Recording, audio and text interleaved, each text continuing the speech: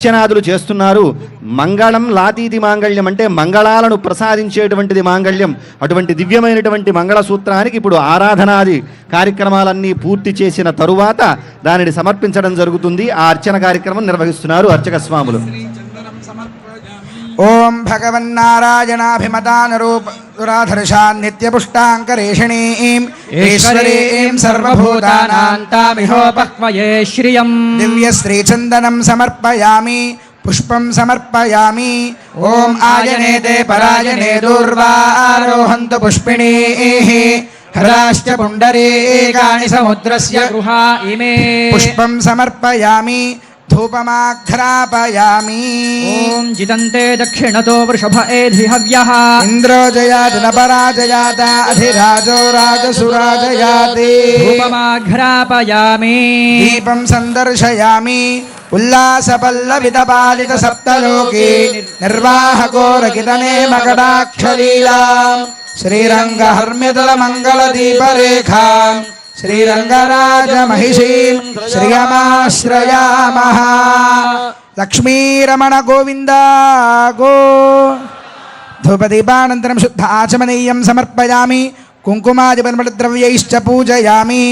ఓం భగవన్నారాయణాభిమతానరూపస్వరూపరూపగుణవిభవైశ్వర్యశీలాద్యనవధికాతిశయ అసంఖ్యేయ కళ్యాణ గుణగణాం పద్మవనాలయాం భగవతీం శ్రియం దేవీం నిత్యానపాయనీం నిరవద్యాం దేవదేవ దివ్యమహిషీం అఖిల జగన్మాతరం అస్మన్మాతరం అశరణ్యశరణ్యాం అనన్యశరణః శరణమహం ప్రపద్యే. ఆకారత్రయ సంపన్నామరవింద నివాసినీం అశేష జగదీశిత్రీం వందే వరదవల్లభాం. శ్రీం శ్రియై నమః. ఓం చంద్రశోభిన్యై నమః. ఓం వైష్ణవ్యై నమః. ఓం విష్ణుపత్న్యై నమః. ఓం వరారోహాయై నమః. ఓం హరివల్లభాయై నమః. ఓం శారంగిణ్యై నమః. ఓం దేవదేవికాయై నమః. ఓం లోకసుందర్యై నమః. ఓం శ్రీ మహాలక్ష్మీదేవ్యై నమః. ఓం శ్రీం శ్రియై నమః. ఓం భూం భూమ్యై నమః. ఓం నీం నీలాయై నమః. మాంగళ్యధారణ భద్రాచల క్షేత్రంలో 3 మాంగళ్యాలు ఉండడం ఒక విశేషం.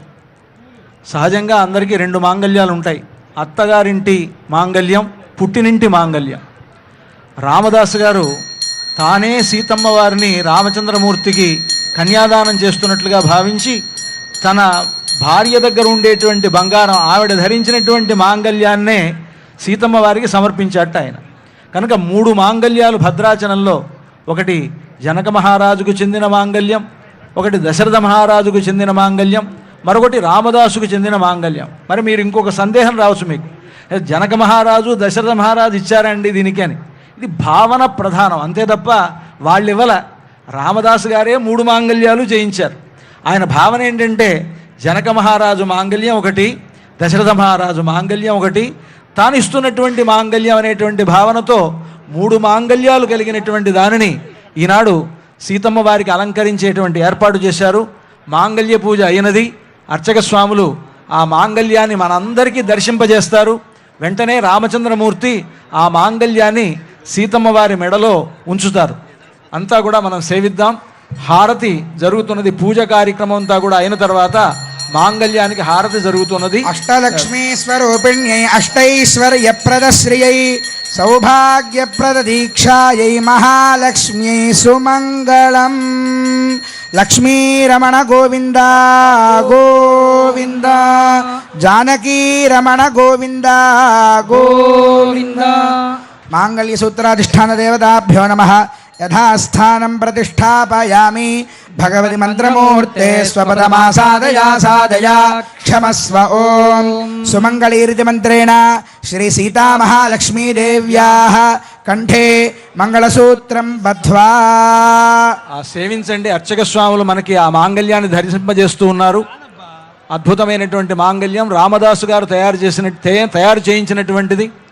ఇందాక మనం పచ్చల పథకాన్ని, చింతాకు పథకాన్ని, రామమాడను చూసినట్లుగానే ఇది కూడా అంత ప్రాచీనమైనటువంటి ఆ మాంగళ్యాన్ని, రామదాసు గారు తయారు చేయించినటువంటి మాంగళ్యాన్ని, 3 మాంగళ్యాలు కలిగినటువంటి మాంగళ్యాన్ని రామచంద్రమూర్తి సీతమ్మ వారి మెడలో వేస్తూ ఉన్నాడు.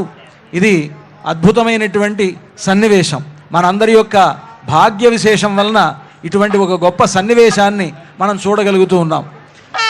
అందరికీ అన్ని వైపులా